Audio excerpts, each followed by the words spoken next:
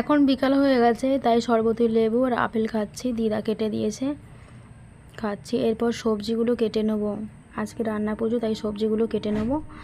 আর এই দেখুন আলুগুলো প্রথমে ছাড়িয়ে নিয়েছি, এভাবে সবজিগুলোকে ধুয়ে নিয়েছি। আর তারপরে একটা পাকা কুমড়ো এখানে রেখে দিয়েছি, এটাকেও কেটে নেবো সব ভাজার জন্য। এই যে সবজিগুলো কাটতে বসে গেছি, আর এই যে বোনও কাটছে আর আমিও কাটছি, দুজনেই সবজি কাটছি। আর এই দিকটা মাছগুলো আছে বেছে নিচ্ছি, এই যে চিংড়ি মাছগুলোকে বেছে নেব।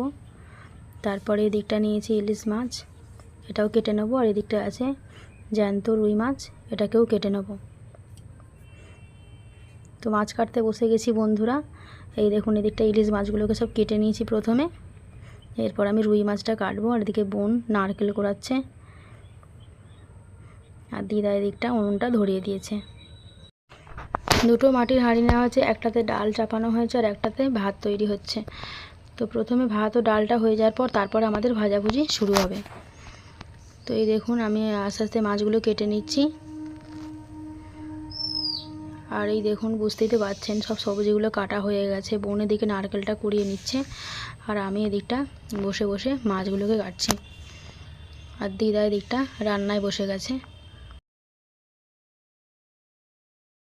এই মাছটা কিন্তু জ্যান্ত জ্যান্ত মাছ, কিন্তু এটা আমি কাটবো। আর এটা কিন্তু জ্যান্ত মাছই নিয়ে এসেছে আমার কর্তা, আর এটা আমি কাটবো। কাটো, এটা চিকনটা ট্যাপ করো আবার। এই মাছটা বন্ধুরা এবার আমি কাটতে চলেছি।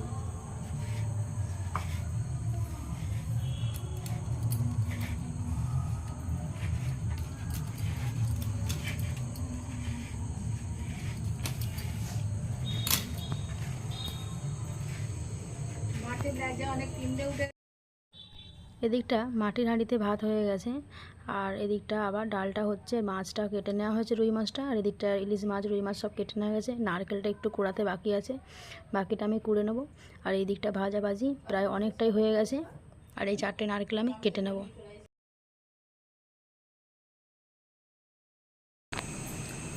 এখন বাজে রাত 2টো। এখন আমার রান্নাবান্না কমপ্লিট হয়ে গেল, রান্না পুজো।